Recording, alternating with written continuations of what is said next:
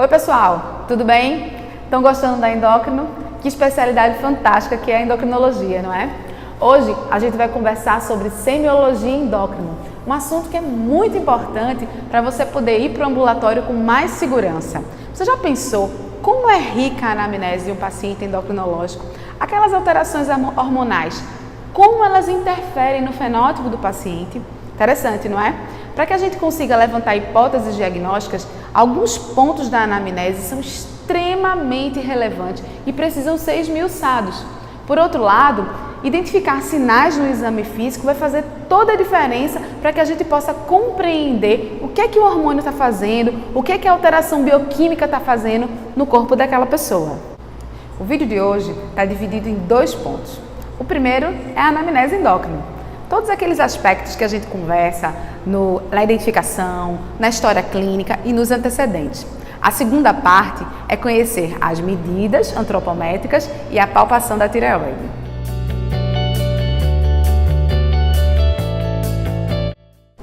Começando pela anamnese, o primeiro ponto é a identificação.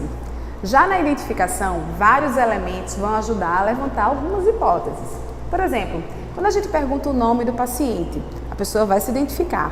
Algumas vezes pode ser o nome social, ou seja, o nome que a pessoa escolhe para se identificar no serviço de saúde. É o que acontece com frequência nas pessoas trans. O segundo ponto é a idade. E quando a gente fala de idade, tem tudo a ver. Quando a gente aborda uma criança, por exemplo, qual a primeira hipótese diagnóstica para uma criança que procura um ambulatório de endocrinologia? Muita gente vai dizer diabetes tipo 1. Afinal, diabetes tipo 1 é uma doença muito característica das crianças e dos adolescentes. Quando a gente fala sobre a idade adulta, muitas pessoas que têm idade entre 18 e 45, 50 anos procuram o serviço de endocrinologia para tratar de situações relacionadas à sua fertilidade. Dentre elas é muito comum, por exemplo, mulheres com a síndrome dos ovários policísticos. O indivíduo idoso, por outro lado, traz consigo outros riscos, dentre eles o diabetes tipo 2 e as neoplasias. Falando sobre naturalidade, você pode me perguntar o que é importante saber de onde a pessoa vem, onde ela nasceu. Algumas doenças têm prevalência aumentada em regiões, por exemplo, os bócios endêmicos em áreas em que existe deficiência de iodo. Outro ponto muito relevante são as etnias. Algumas populações têm etnias que, pela sua genética, atribuem a elas doenças específicas. Por exemplo, você já ouviu falar nos índios Pima dos Estados Unidos? Essa população tem uma incidência elevadíssima de obesidade e de diabetes. Um outro ponto muito relevante ainda na identificação é saber a profissão desse indivíduo. E quando eu falo profissão, profissões também trazem riscos para doenças endócrinas. Por exemplo, profissões que fazem com que a pessoa fique muito tempo sedentário, muito tempo sentado, com uma sobrecarga de estresse e com uma alimentação que é muito rica em gordura. Burocratas, por exemplo, frequentemente são pessoas que tendem a ganhar peso, se tornar obesas e por aí adquirirem outras doenças, por exemplo, obesidade e hipertensão. Um outro exemplo são os profissionais que trabalham em serviços de medicina nuclear. Essas pessoas expostas à radiação também estão expostas a doenças endócrinas, como por exemplo, câncer de tireoide. Quando a gente fala sobre antecedentes, a história continua. Primeiro, quando a gente aborda os antecedentes fisiológicos, por exemplo, perguntar quando foi a menarca. Muito importante, algumas alterações hormonais, como alguns hipogonadismos, caracteristicamente retardam a idade da primeira menstruação. Da mesma forma quanto a menopausa. Mulheres com menopausa precoce têm provavelmente doenças hormonais associadas. Outro ponto relevante é o crescimento desse indivíduo. Perguntar se o seu crescimento foi normal, esperado, dentro do período esperado, junto com os seus pares, ou seja, se a criança, junto com os outros amigos da mesma idade, tiveram um crescimento parecido. Do mesmo jeito, o desenvolvimento puberal. O aparecimento dos primeiros pelos pubianos, dos pelos axilares, das mamas, o desenvolvimento peniano, aconteceu no período certo? Também é importante questionar. E aí a gente chega nos antecedentes patológicos. Algumas doenças precisam ser abordadas e é muito importante que você anote quando foi que elas aconteceram e quais foram os tratamentos optados para elas. Por exemplo, esse indivíduo fez cirurgia bariátrica, que é aquela cirurgia da obesidade. A gente sabe que indivíduos que fazem essa cirurgia naturalmente desenvolvem algumas deficiências de minerais e de vitaminas que precisam ser checadas durante o exame. Outra cirurgia importante é a cirurgia de tireoide. Pessoas que fizeram cirurgia de tireoide, particularmente as que tiraram toda a tireoide, geralmente fazem reposição com levotiroxina pelo resto da vida.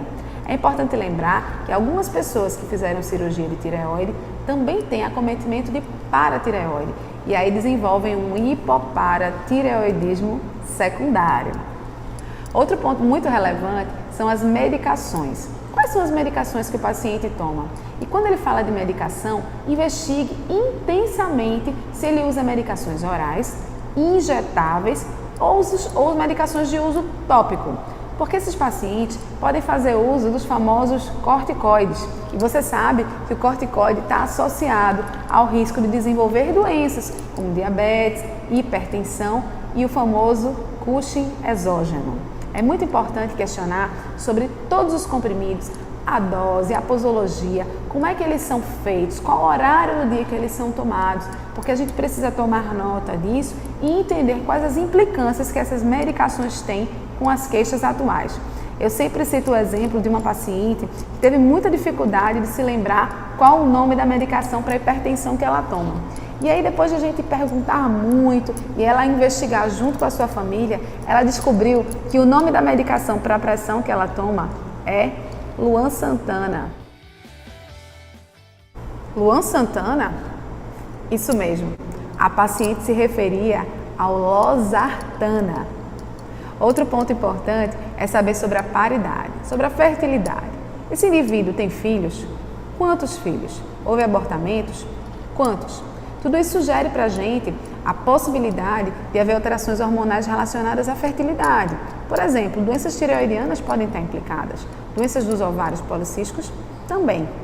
Outro ponto relevante, perguntar sobre os antecedentes familiares. Quais são as doenças que se repetem nessas famílias? Por exemplo, eu sempre falo que doenças tireoidianas são frequentes em mulheres, em idosas e em mulheres da mesma família. Então dizer, por exemplo, que a mãe tem hipotireoidismo sugere fortemente a possibilidade de que esse hipotireoidismo chegue na filha também.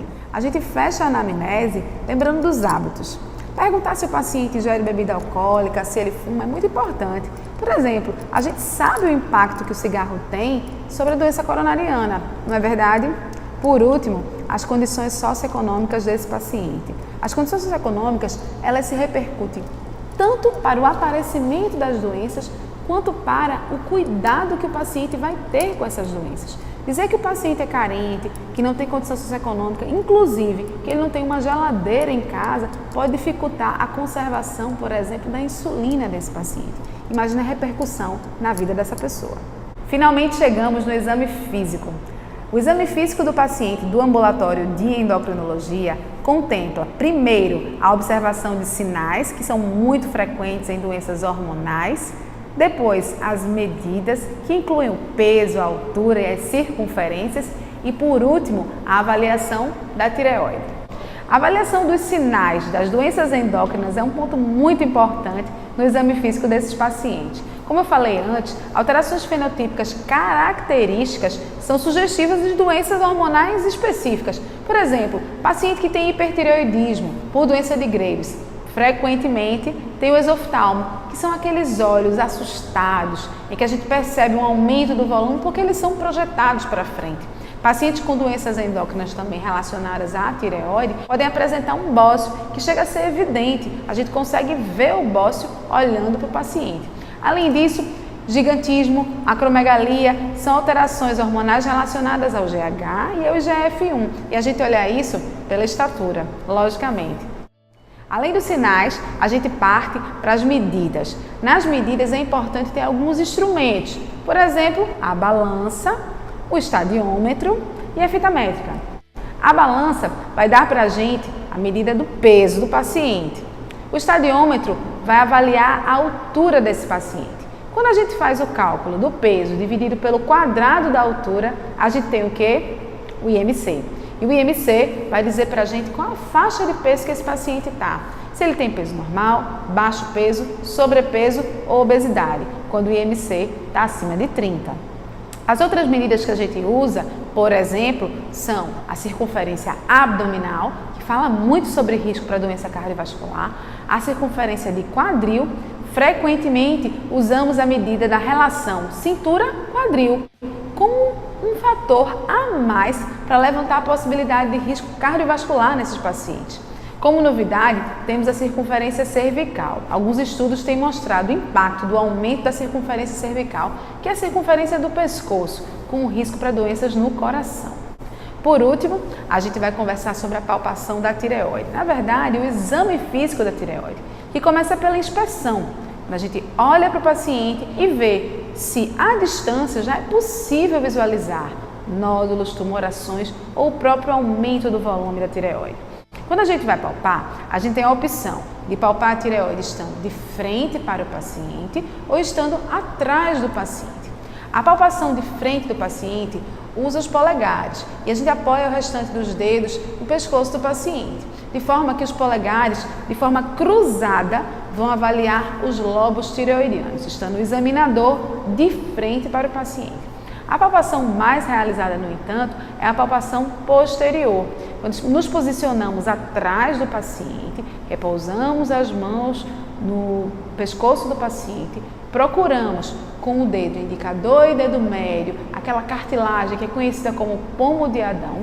Ao identificá-la, nós direcionamos os dedos para a palpação do lobo direito e do lobo esquerdo da tireoide, apoiando os polegares na nuca do paciente. A gente termina essa videoaula lembrando que nada substitui a leitura dos livros clássicos e dos artigos relacionados ao assunto. E também a prática no dia a dia dos ambulatórios. Eu deixo aquele meu abraço carinhoso e te espero na próxima videoaula.